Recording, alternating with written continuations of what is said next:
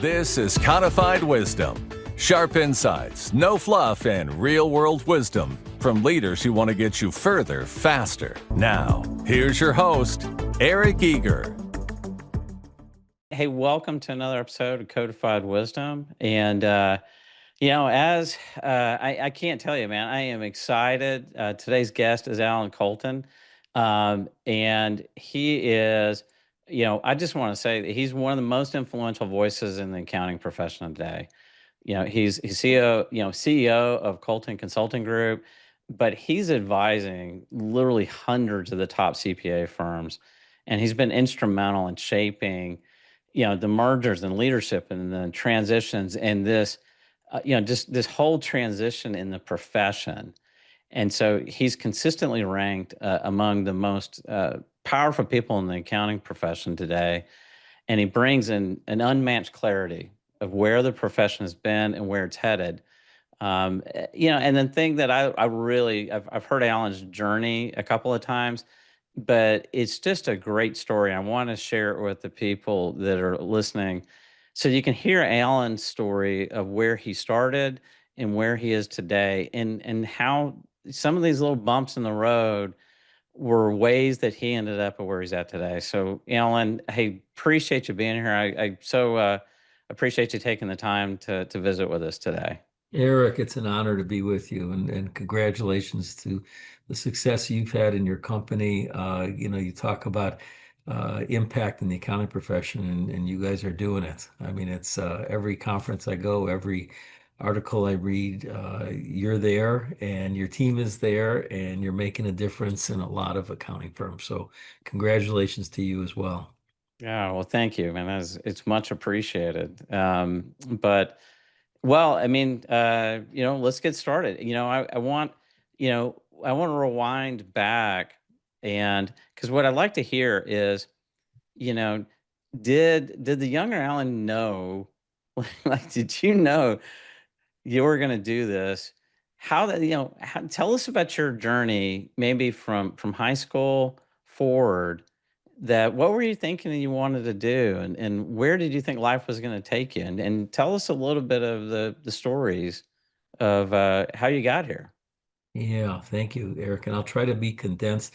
Maybe I'll do it, call it 6 chapters. I'll do one decade each. So the 70s is high school. I was always great in math, and parents said you should be an accountant because you're surely not smart enough to be a doctor or a lawyer, but at least be an accountant because you'll always have that job. Sure enough, that's what I majored at, University of Wisconsin. But as it turns out, I wasn't as good at it as I thought. I flunked intro accounting and then passed. I flunked intermediate accounting and then passed. I flunked advanced accounting. The bottom line is when I was introduced back at my alma mater some decades ago, they introduced me as saying that he has the University of Wisconsin record for most flunked accounting classes and still got his major. And you know how we all had in accounting, you had the yellow highlighter, which I still use today. The Yep. difference was most kids would highlight one sentence on one page. If you looked at the 2 pages for me, everything was in yellow except maybe one sentence. So it didn't come. I might have been good with adding and multiplying, but accounting was tough. As luck would have it, I had such a wonderful experience taking the CPA exam that I chose to take it 3 times. So you can sort of see where this story's going. But my love was marketing. I loved marketing. And the truce I had with my parents was if I got the accounting degree, I could go the 5th year. Interestingly, you go the 5th year now to get the accounting degree. Yeah. For me, the 5th year was to get a marketing degree, and I got both. And because, as you would guess, my grades weren't that good coming out of college, I graduated in the upper 10% of the bottom 2%, if you can do the math on that one. The only job I could get was a local accounting firm in Milwaukee. It turned out one of my best friends, Jordy Schnall, was his dad's firm. Howard Schnall, it was called Nankin and Schnall. And they were the largest local accounting firm at that time in Wisconsin. And, as luck would have it, accountants are such nice people. They never tell you you're doing a terrible job. They want to be your friend. So 6 months in, nobody had really said what a disaster I was as an accountant. And I was summoned into Howard Schnall's office, and he said, "So, kid, how do you think you're doing?" And I said, "Well, actually, I think I'm doing pretty good. I'm assuming I'm here to talk about going from staff to senior accountant, which would have been the first promotion." And he seemed perplexed. He went in his desk drawer, he took out the partnership agreement, and he sort of threw it at me. And I remember he said, "Look at paragraph 16." And I remember thinking, like, damn, I was doing good, but not that good. That's weird. And I said, "Paragraph 16, it talks about mandatory retirement at age 65." He said, "Yeah." He says, "That's the paragraph." He said, "You asked how long it would take for you to get from staff to senior, and based on our age 65 mandatory retirement, I don't think you're going to make it." He says, "You're the worst accountant I've ever seen." And he says, "I got good news and I got bad news." I said, "Well, start with the bad news." He says, "The bad news is you're fired. You're the worst accountant. We can't get enough malpractice insurance to cover your acts." Oh I no. said, "What's the good news?" He said, "Well," he says, "I want to rehire you." It was a Friday. He said, "I want to rehire you on Monday in a different role." And I said, "What is that?" He says, "I don't know. I need the weekend to figure it out." I Oh went and wow. told my parents. They were devastated. And sure enough, back on Monday, he said, "The profession is changing." Now, this is 1981 talk. This is Okay. 44 years ago. And if you Yeah. remember, and you may be too young, Eric, but that's the famous Bates decision where they said you could go after new clients as long as it wasn't false, misleading, or deceptive. But more precisely, it was the beginning of accounting as a profession, still being a profession, but turning into a business. And I Wow. got lucky because he was an entrepreneur and a business person.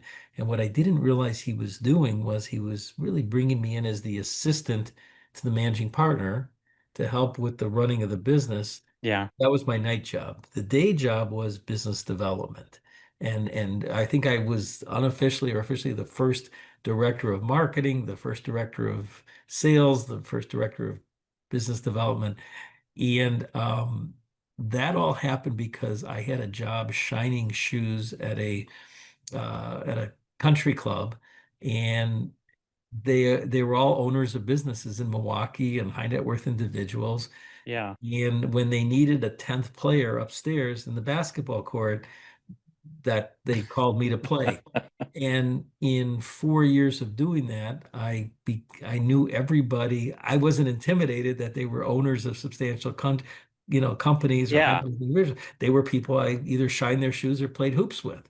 And so he asked everybody in the firm to fill out a form of every prospect, referral source, business owner, and he Yeah. takes it out and he shows it to me. He says, "I have a problem with this." I go, "Oh my God." I said, "I know I hand wrote it, like my penmanship." He says, "No, no, no." He says, "You have more contacts than our partners do. How could that be?" I said, "I don't know, but they're just friends." He says, "Well, maybe we can make some of those friends clients." So that was sort of what the launch pad was. You had to fail to then see a success through another lens. A couple years go by, and a firm in Chicago, where I'm still here today, Yeah. firm called FERS, says, "Hey, kid, we heard about you and we'd like you to move to Chicago to do what you're doing in Milwaukee, but on a much bigger stage." And it turned out that the two managing partners, Erwin Friedman and Howard Schnall, were very good friends.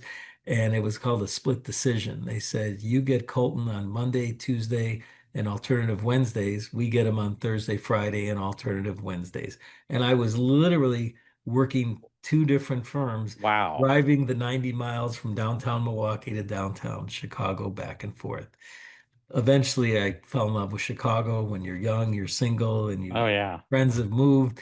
It was the place to be, and I ended up there. And sure enough, that firm, that accounting firm, was more of a startup, but it had a very entrepreneurial leader named Erwin Friedman. And what we formed was a company called PDI, eventually PDI Global.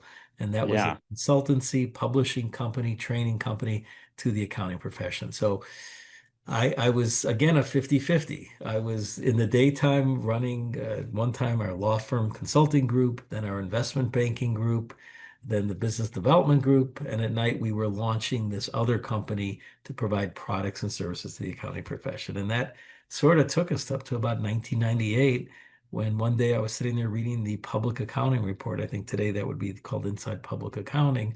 And I saw a Yeah. little blurb that H&R Block had just sold CompuServe for $1 billion, and they were going to go from the low end of the food chain to the high end. And Yeah. knowing better, I literally called 1-800 H&R Block, and the call got transferred, and eventually I was talking to someone named Frank, and I said, Frank, we're one of the fastest growing accounting firms in the country, and we have this other company called Yeah. PDI, and we have 1,000 accounting firms as clients. And he said, well, we want to come talk to you because it sounds like you could be like the marquee firm. And at the very end of it, I said, Frank, I feel bad. I didn't ask your last name or what you do at the company. And this is a $4 billion company. He says, oh, Oh no big no. deal. He said, I'm Frank Salazzoni. You might recognize the name. I'm the former CEO of Eastern Airlines, and today I'm the CEO of H&R Block.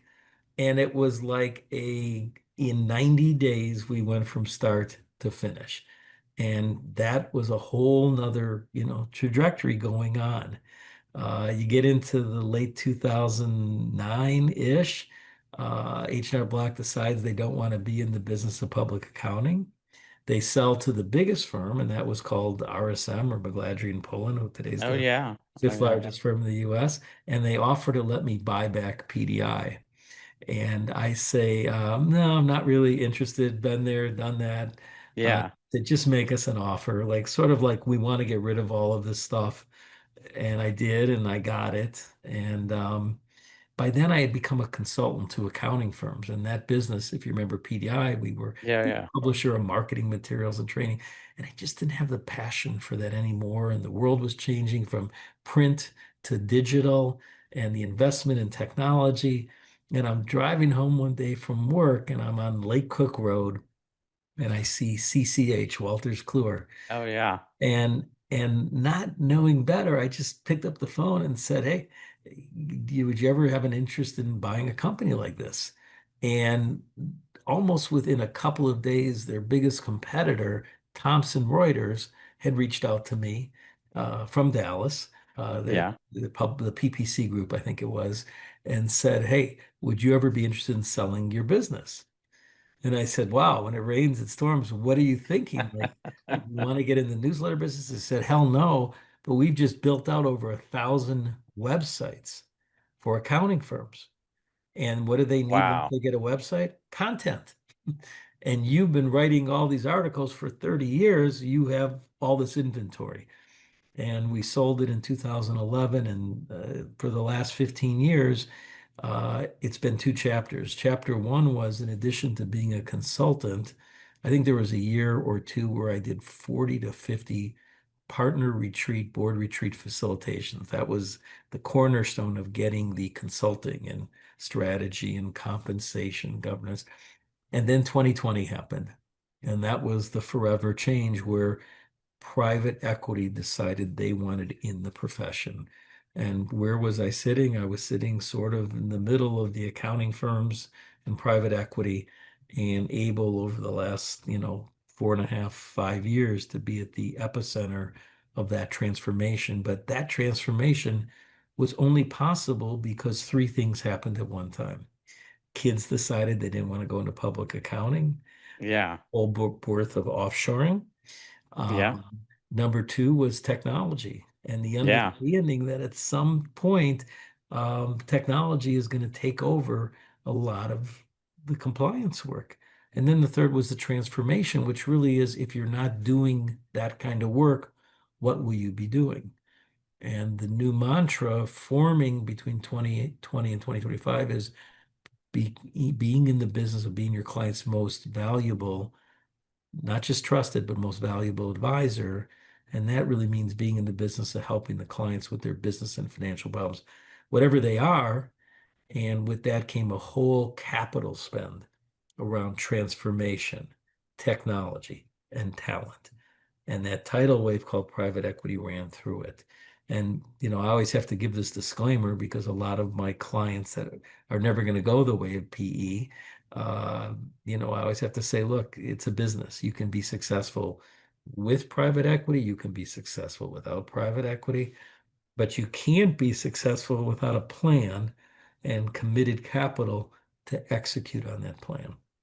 So sorry, I just tried to take 45 No, years and push it into man. Well, it's a hard couple because that minutes. is some interesting Yeah. turns that, was there any of those kind of inflection points that you're like, you had to, come home to your family and have a discussion about, hey, I want to do this or this? Was there any kind of high stakes, or has it been a little more of, hey, it's a potential good choice or another potential good choice? I think the inflection, what a great question, Eric. I think the inflection points for me was learning how to deal with failure, learning how to deal with scared. Scared is a client calls, you've never done that before, or you've never done that on as big a stage. And Yeah. the old, you have to crawl before you walk, walk before you run. And the skills I really leaned in on. Well, number one was, learn to listen so you can listen to learn. Learn to ask good questions. The client has the knowledge you need to be able to help them, but you have to have great communication skills to get it out of them. Number two was people don't care how much you know until they know how much you care. And build relationships for life with people.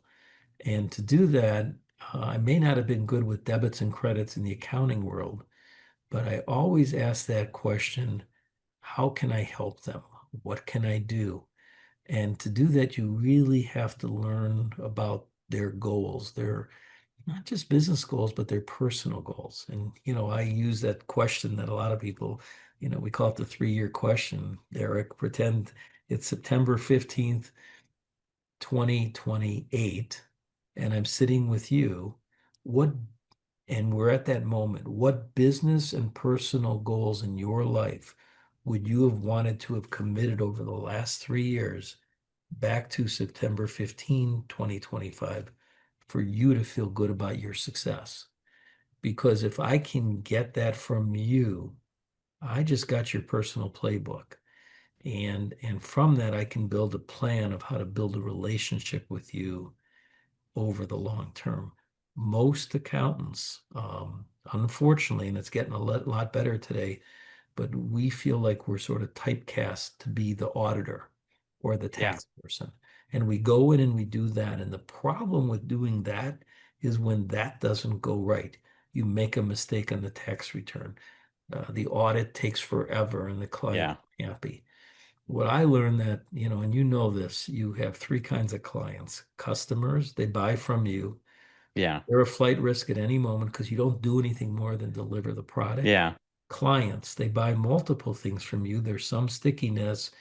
They refer things to you, and those are great people to have. But the secret sauce of high performers is the third level. That's the cheerleader. And those are the It's ones that sell for you, that go on a limb and say, you need to use Koltin. He can fix your problem, or he can accomplish what you need to have happen. And, when I talk to accountants always, the quote, the drill, they work 2,400 hours, 1,200 is billable and 1,200 isn't. And I say, what do you do with the other 1,200? And they says, I don't know, but I'm always busy. And it's almost like it's filler time. They'll eventually say training, CPE, oh admin, yeah. Yeah. whatever. Business And development. and where in that time are you working, to use a David Maister term, where are you working to get more valuable to your client and more valuable to the firm? How will you justify a higher billing rate? And that became a passion with me, the fear not just of failing and losing, but the fear of one day someone say, I've, heard his stuff, or he lost 10 miles on his fastball, Yeah. and I've told all my clients and friends, as I'm now in my 60s, the day you see that fastball slowing down or the curveball not curving, tell me. I don't want to overstay my visit. So, has the last 5 years had more change and insanity than the first 40? Absolutely. Oh my You goodness. can't make this stuff up. No, no. Yeah. And well, and I love you bringing up that point because I've got kind of a chip on my shoulder too, because when I was at Ernst and Young. Well, there's a couple of things. I have friends, and again, I've been blessed to build multiple companies, and I've been in these CEO groups, and I would always ask them, like, they had a business challenge or something. I go, man, have you talked to your CPA about that? And I'm a CPA, and I would be like, and they would go, no, it's unless it's a tax issue or not, I'm not calling my CPA. And I was like, wait a minute, and then. And I'm like, but these people know you. And so I felt like we have been typecast for too long that we're not and have the capabilities of being that advisor we always talked about for years and years and years. And I love your question because what I've been trying to educate fellow accountants as we move into this advisory stages is that the number one mistake that people do when they start trying to do advisory and they start showing, VCFO services and all these other services, and you point out the first question you need to ask that client is really where do they want to take their business? Because not everybody has the same pathway for their business. And if I can't get that out of you, I got to ask, and that takes time, it takes relationship, it's asking a lot of questions and listening. And eventually they'll come to I want to pass this on to my kids, or I'd like to sell it someday. And that's one of the things that I think that endears and transforms you from transactional and a compliance person to somebody that's going to be with me and my family from womb to tomb, as they say. And I think the profession's moving that way. But that kind of leads me into the next question of, with all this activity, you know, um, for a longest time, accountants were this traditional, it wasn't the .com boom days. It was just a traditional, and they didn't really pay attention to it because it wasn't sexy enough. It wasn't cool Mhm. to say that word. What do you think that was the trigger point? When did somebody wake up and went, wait a minute, these guys have great, and these men and ladies have just really great relationships, and it's traditional revenue. And when do you think, was there a time or something you can think of that all of a sudden somebody woke up and go, man, there's some real opportunities to make a difference here? What a great question. And I love your story. The tricky part with answering it is there were early adopters back in the 80s and 90s and 2000s and 10s. Part of it is also size of firm doesn't matter. I think it was the desire of a leader or a group of leaders or a culture to build something beyond traditional accounting and tax. That means that you have to have the partners on the same page for the vision of what you're trying to do. That means that that group of partners has to be willing to take risk. I mean, what's the safest and what's the riskiest? The safest is for me to go out and just build my book of business Yeah. and on a formulaic basis make a really nice living and never pass client relationships, never take anybody else on a pitch so I can get all the origination credit and work 1,500 billable hours and 3,000 hours a year and completely Yeah. control everything and have a staff that basically is a bunch of worker bees that the client never meets. That's one extreme. The other extreme, and my most valuable player in an accounting firm outside of the CEO, because I think if it's done the right way, that is the most valuable position. I think it's the one that can hunt. It's the one that can go out, bring in the food, bring in the business, Yeah. and pass it on to others, and go back out and do it again and again and again. And basically give up their book of business, give up their technical skills. In this business, great firms will tell you one thing. if you don't continue to grow, you die a slow death. Why? Because it's a people business. And if I've learned one thing in 4.5 decades, the firm that can go out and recruit, retain, and grow talent into future leaders and partners in all the key areas that matter: business getting, client handling, owning the relationship, technical, specialization, talent, and leadership.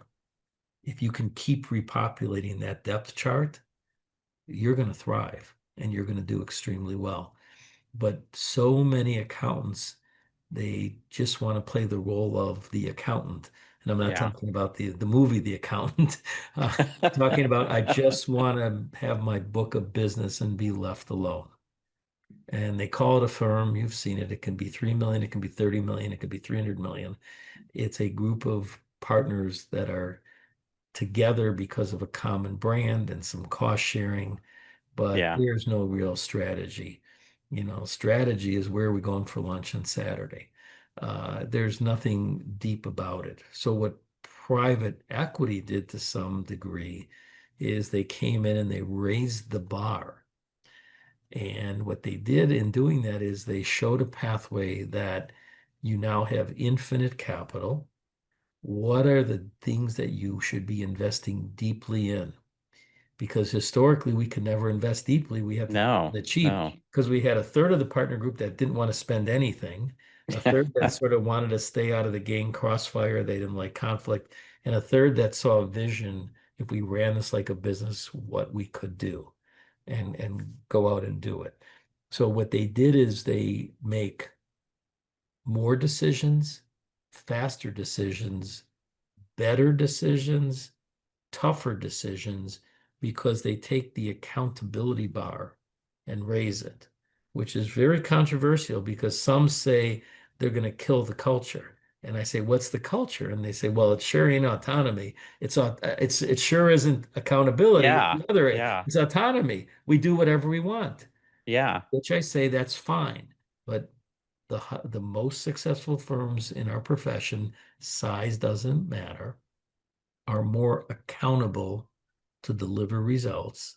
The ones that don't do as well are autonomous. And we were talking football before we went on the air, Eric. Yeah. Cowboys, I love the Packers. Could you imagine on the Cowboys or Packers if the 11 players on the field switched positions all the time and they didn't huddle and they didn't plan and they didn't prep? I mean, that's sort of what many of the accounting firms are. We are the best ones are five-tool players. They bring it in, they service it, they're technical, they try to grow staff, they do everything. And I Yeah. think the history books tell us is pick one or two and do that better and get rid of the stuff you're not that good at because there's someone else sitting down the hall. They don't sit down the hall anymore, they sit at their home, but that can do it better. So interesting just watching. So I'll go to, we do a PE summit every year with Accounting Today and Yeah. sit there with firms that think private equity is the plague. And I'll say, like, Paul, or Pat, what are you doing here? Like, you have no interest. He says, I know. He says, what's the old thing, Alan? Keep your friends close and your enemies closer. Like, Yeah. I want to know what they're doing to raise accountability, and I want to take that and bring it into our fiercely independent firm, which I think will change the culture, Yeah. allow us to continue getting better. And And and I'm hearing that quite a bit of the when I'm talking to firms, and then because technology's having, and it's funny because I talked to some that have lived through the waves.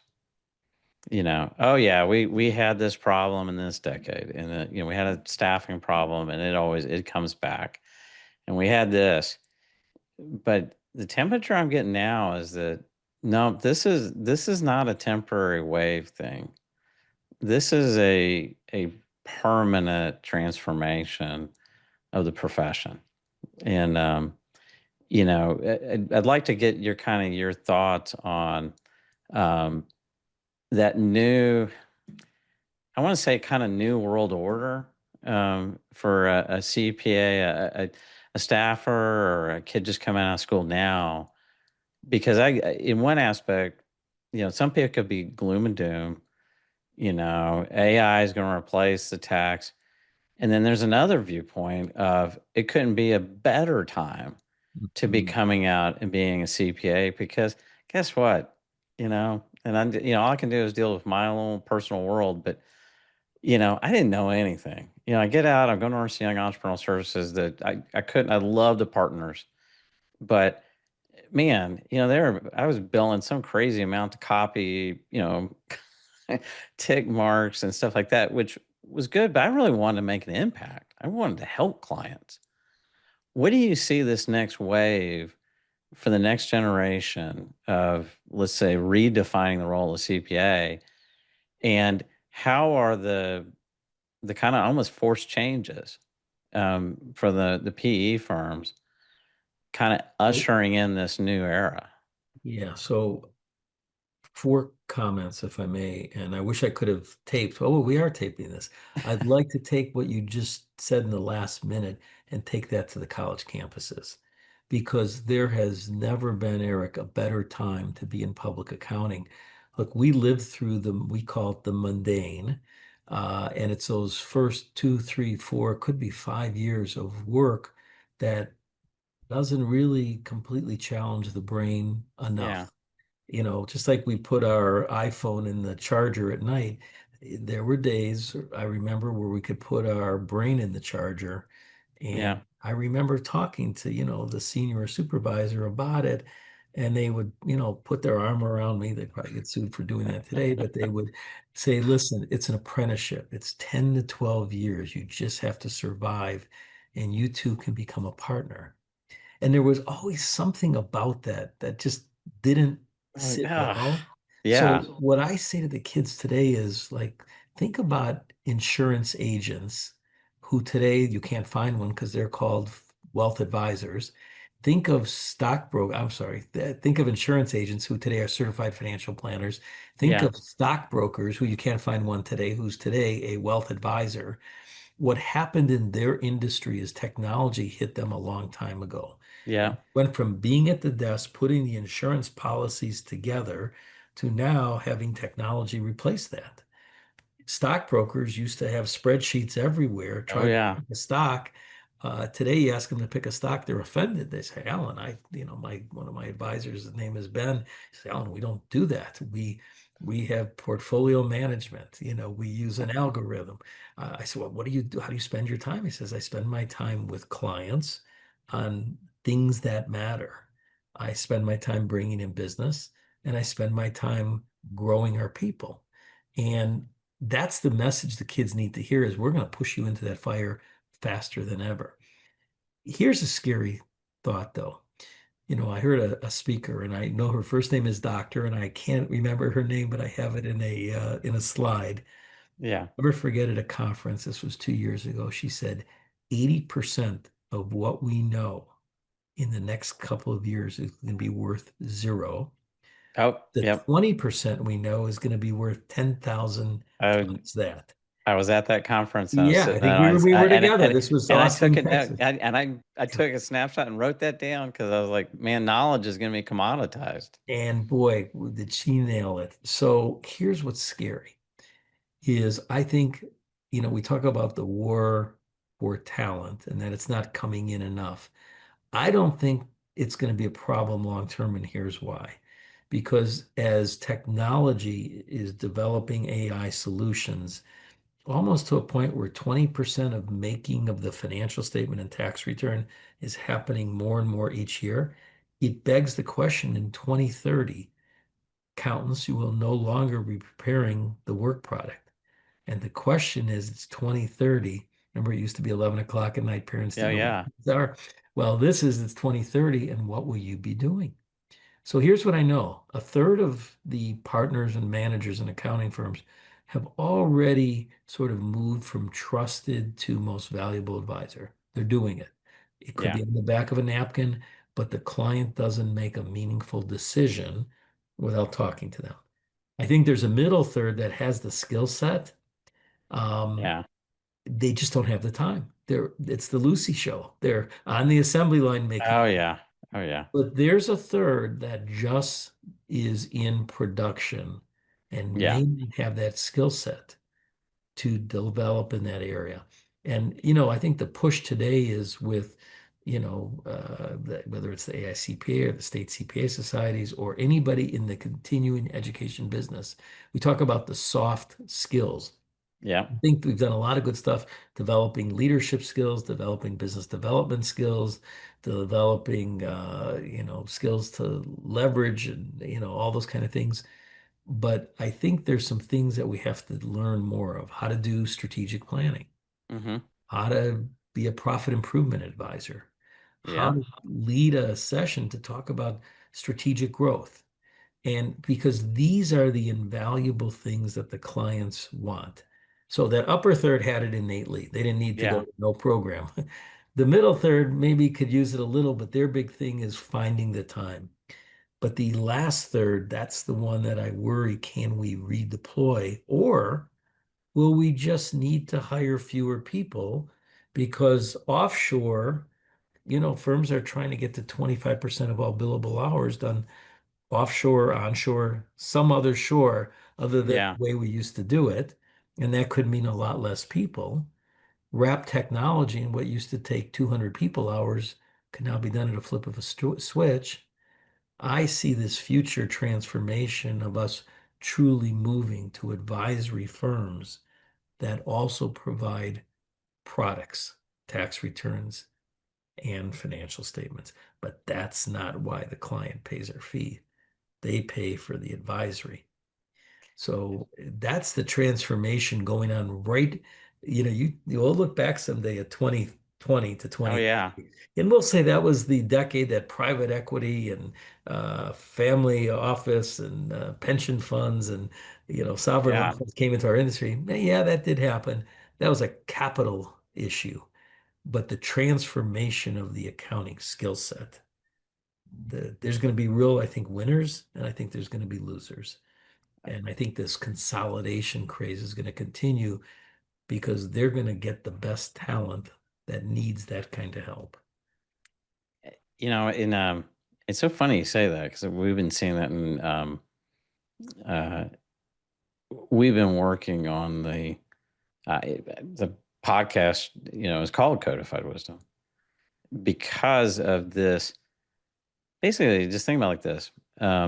With AI and the technology, you can help people get further faster so that, a lot of the things. And so this is what I'm saying. It's an exciting time, because a lot of people don't know, but your accountant, your CPA is the most trusted business advisor year in or year out.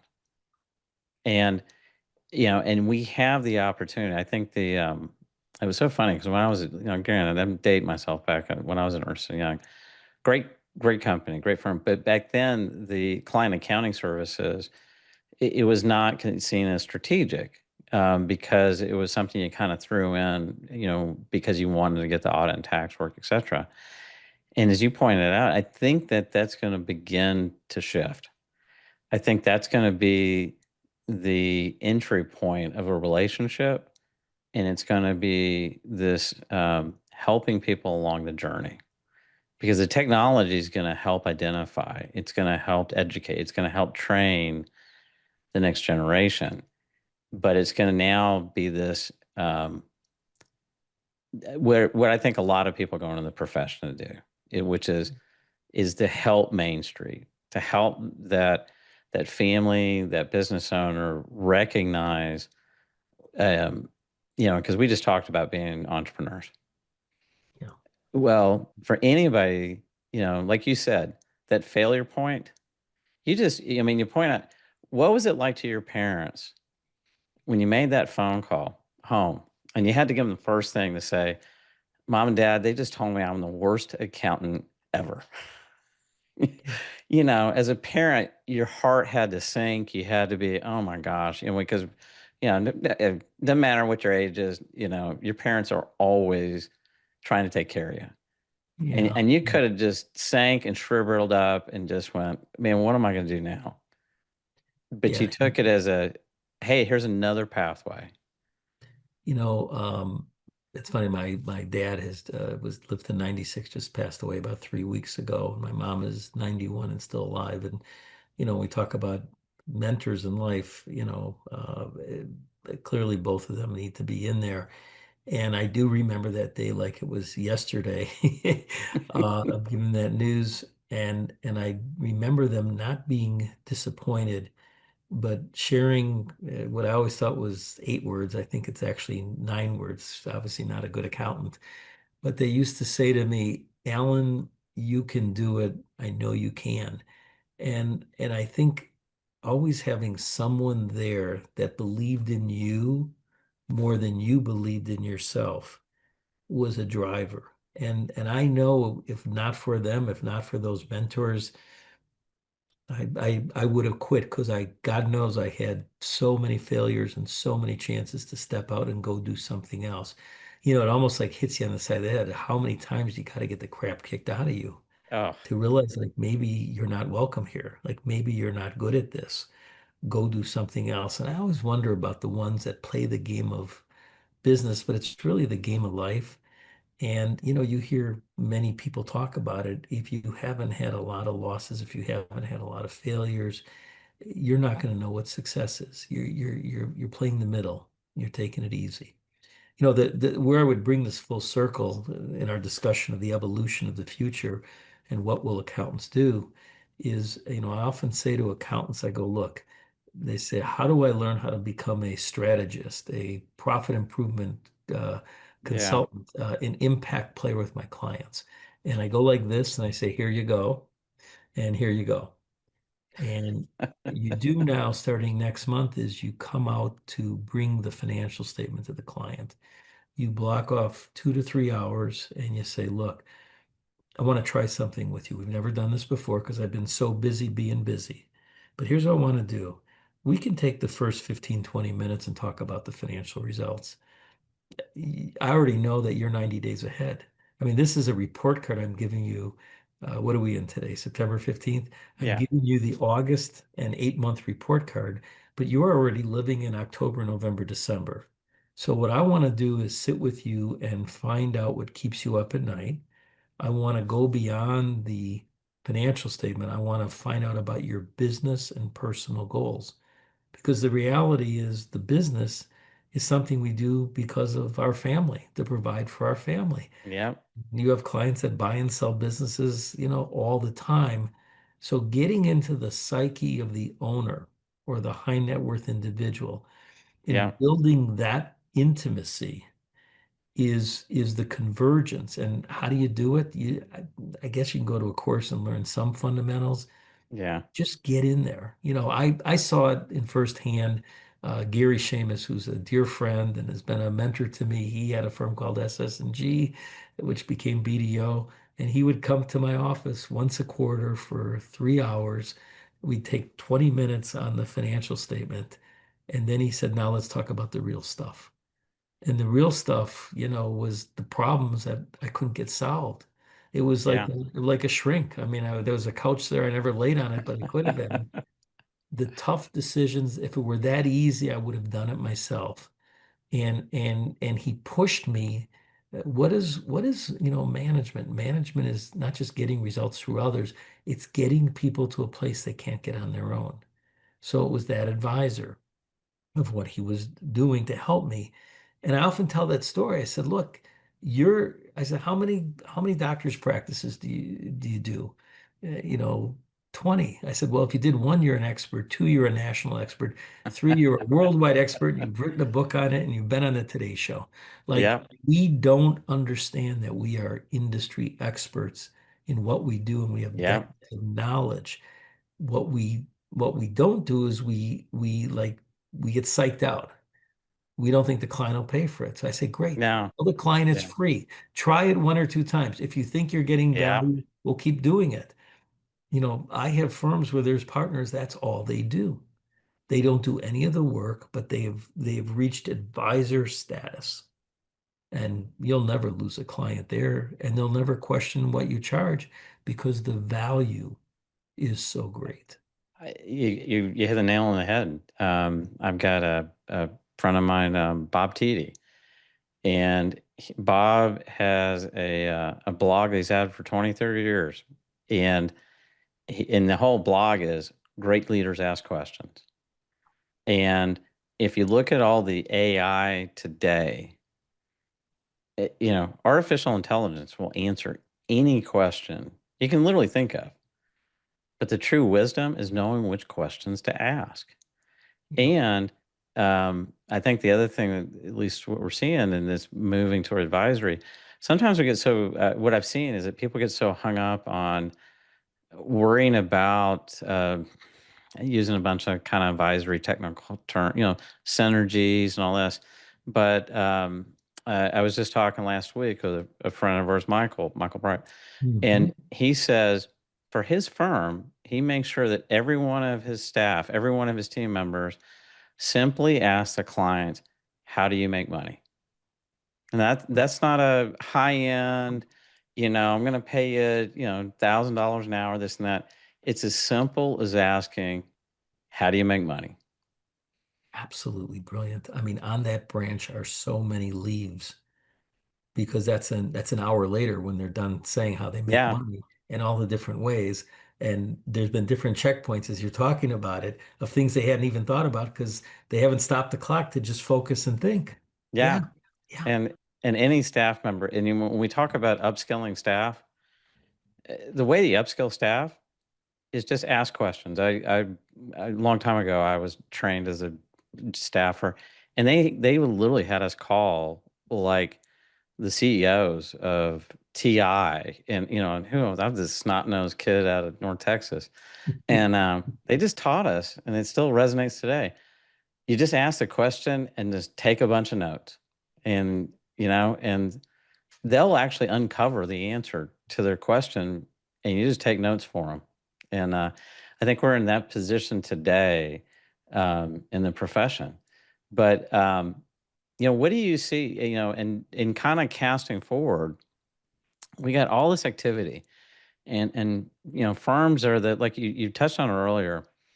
Either you're being consumed, or you're doing everything yourself, to defend being consumed, kind of thing. yeah, yeah. Um, do you see, uh, I mean, because it is having an effect on the profession, no doubt.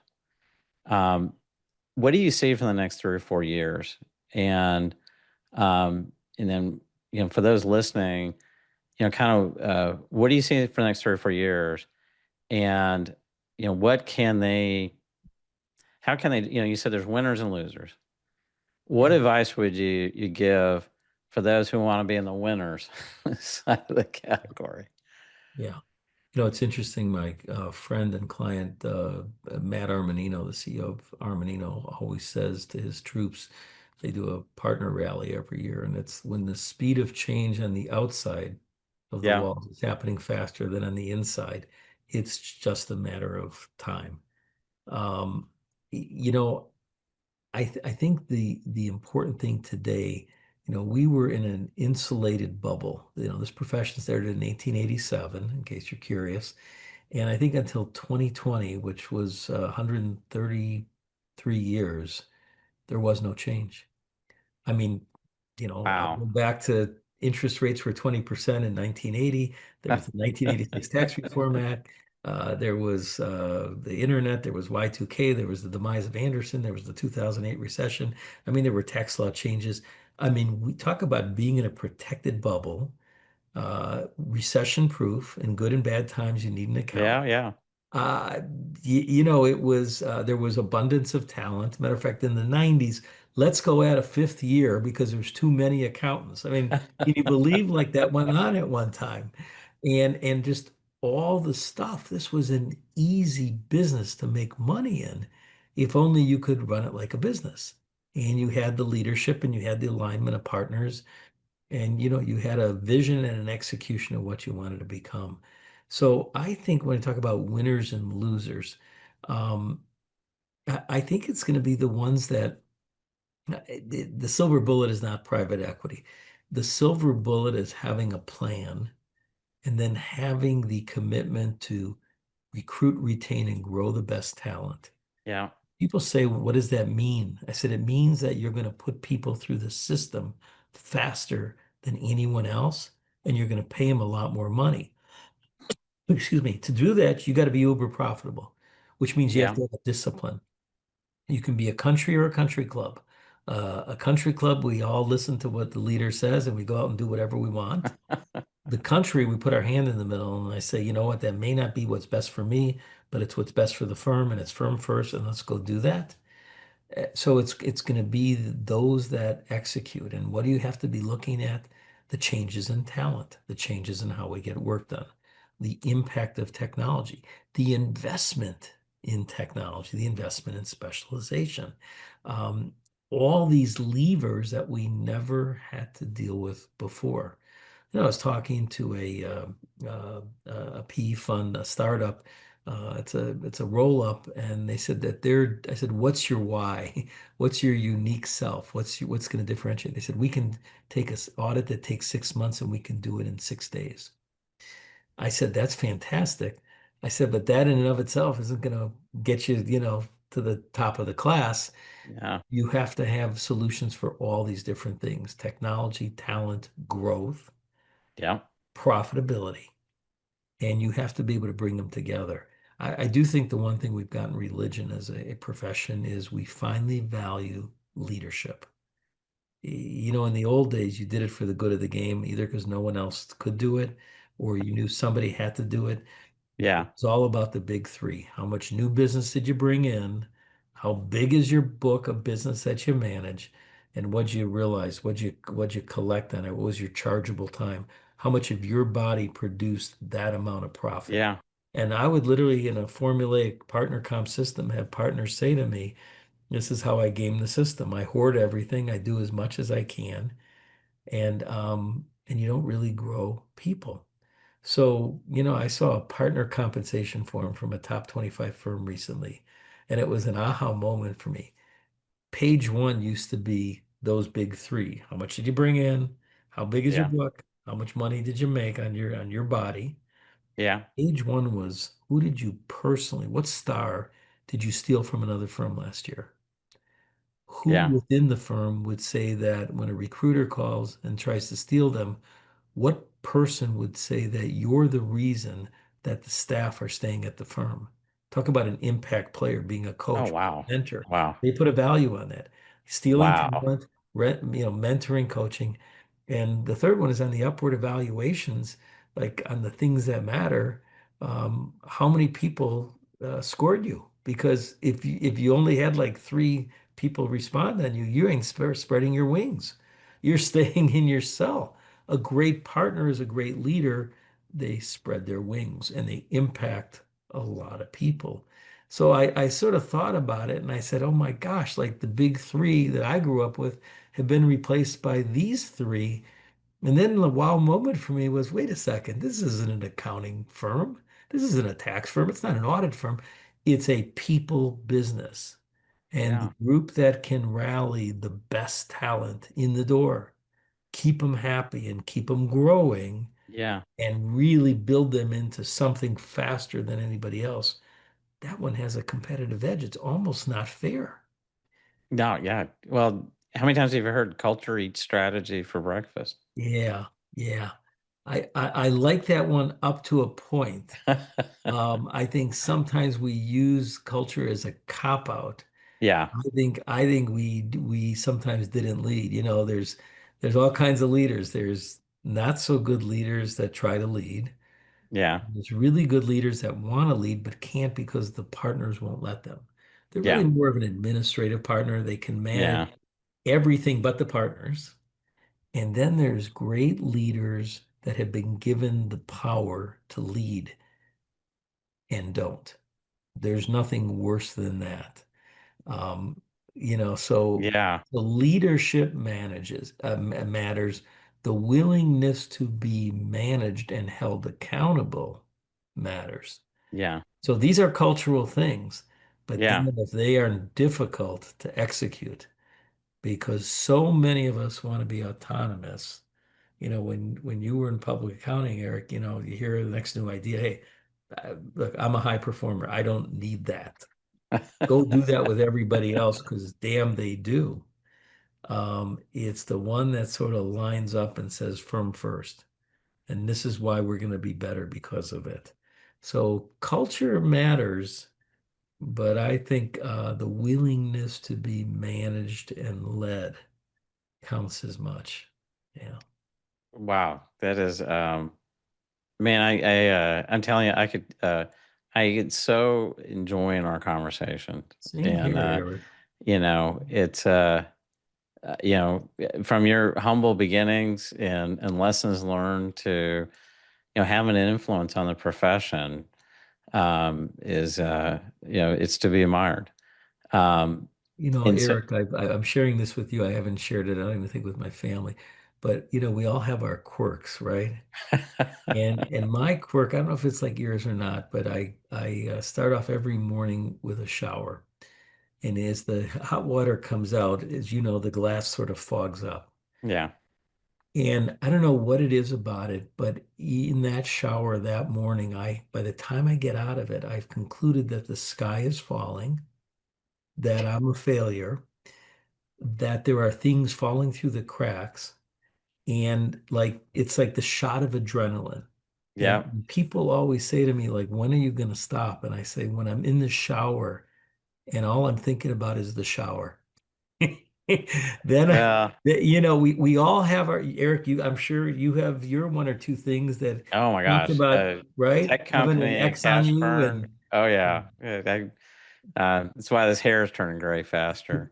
Um, but I will say though, for those listening too, that um, it, the day that you don't have that purpose, that meaning, that stress, I see too many friends of mine that retire and they lose the purpose and they lose and so um, I don't think you're wired that way. I think you'll always have that brain, just churning and maybe on something else, but it's always going Well, to be churning. as my good friend and client Joe Cooperman, the founder of Citrin Cooperman, one of the fastest growing accounting firms in the history of public accounting, used to say, you have to have 7 or 8 hobbies when you retire, Yeah. I've because heard if that. they're all physical, two or three of them you're not going to be able to do. The body can't do it. So you got to have some for the brain, some for the body. And he will tell the story of people that retired. And, he'll talk about a male partner, not that there aren't other partners, but he'll say, what do? They go to Florida, they put on weight, all they do is golf, and they walk around in their Tommy Bahama shirt. No disrespect to the Tommy Bahama brand. That's a great And, brand. and he says, and then they're no longer active anymore. He says that the fear, Alan, you talk about that you wake up in the morning that gets your blood going. Yeah, you'll retire from public accounting, but you better have a handful of other things that keep you going. So, yeah, I hope Man. that's not a Tommy Bahama shirt you're wearing there. I can't see. It's not. I do have Okay. them. No, I'll come clean. And I love I play Tommy golf Bahama. I don't and want to get from their marketing department, beautiful shirts. Just, yeah, no, I agree. And then for all our friends in Florida, it's a great location, and keep those golf courses busy. yeah. Um, well, as I do with everybody that I've been lucky enough to have on the show and do some conversation, what I always ask somebody is that if you could go back in time, and somehow AI has innovated a time machine, and you could go catch Alan walking across campus or scurrying off to that client at one point and go and pull yourself aside, kind of, like, Back to the Future, and give you some advice. It couldn't be like, bet on the Packers and which year they won the Super Bowl. Well, let's remove that one. But what advice would you give yourself that would simply get you further faster so you wouldn't have to, learn those lessons the hard way? And that would be beneficial not only for yourself but for those listening, that they could benefit from maybe some of your life experiences. Yeah, Eric, you're asking amazing questions, and I'll try to be concise. The first thing is just don't sweat the small stuff. Okay. The second is because in that day when you're dealing with it, it seems catastrophic, but the next day it won't be as bad. Give it a day or two sometimes to breathe. Give it a day or two before you hit the send button on a nasty email. Just let it go. You don't Yeah. know what's going on in the other person's world. They may have had tragedy or something going on. The next one is success is doing a lot of little things every day, consistently, forever. And people, I can tell when I say that sometimes they're like, I'm not sure I grip that. I said, well, if you out hustle, outplay the competition, whoever the competition is, every single day and do a couple more things, plant a couple more seeds, building Yeah. relationships, whatever those things are, in a week, you've already got distance between the competition. In a month, it grows. In Yeah. a year, it grows. And over decades, it grows. And I've looked at high performers, uber high performers. I'm talking about the upper 3% of our profession. Yeah. And the reality is they're not smarter than their peers. Yeah. They just do the little things that matter all the time. It's sort of a no matter what attitude. No matter what, I'm Yeah. getting this list done. The client called and needed something done, and it's Friday. And the easy thing is I'll get to it on Monday. I'll return their call then. Well, to wow the client, you call them back immediately if you can, or you at least send an email and you show them that the wheels are in motion. When a client calls you with a problem, they got stress. They're paying you money to download the stress. They want it off their plate and they want it on yours. And you have the medicine, you have the ammunition to deal with it. Show the client again. Clients don't care how much you know till they know how much you care. Well, hey, as we wrap up here, man, what great pearls of wisdom there. Thank I you. love the stories, the experiences, and as always, I get carried away, and we try and condense these things. So hopefully, people listening, I hope this is to a benefit. We do this so that people can learn from other people's journeys. There's a couple of lessons learned here. One is don't take that milestone for the younger ones listening, people start their career. Hey, just because you get that managing partner pulls in and gives you some tough news, it just means there may be another direction you're heading, and it could be all just stair steps into another ending point, and this is just part of your journey. The other thing too is that, hey, you know what? We're all need to, what they say, great people learn from other people's mistakes. Great people learn from their own mistakes, but even smarter people learn from other people's mistakes. Love that. So, Love it. so that's, what we're trying to do. So, again, thank you so much for your time Thanks, today. Eric. It is, man, it is exciting to see somebody that's forward thinking and really help change the profession. And for those, we'll have another great opportunity to visit with some great leaders next week. And we thank everybody for your time, and just be safe out there, everybody. Thank you, Eric. It was an honor to be part of it. Thanks for listening to Codified Wisdom with your host, Eric Eager. Want more? Subscribe and follow Codified Wisdom on YouTube, Spotify, or your favorite podcast platform. To learn more about Eric Eager and how 4Impact Data helps leaders get further, faster, visit 4impactdata.com.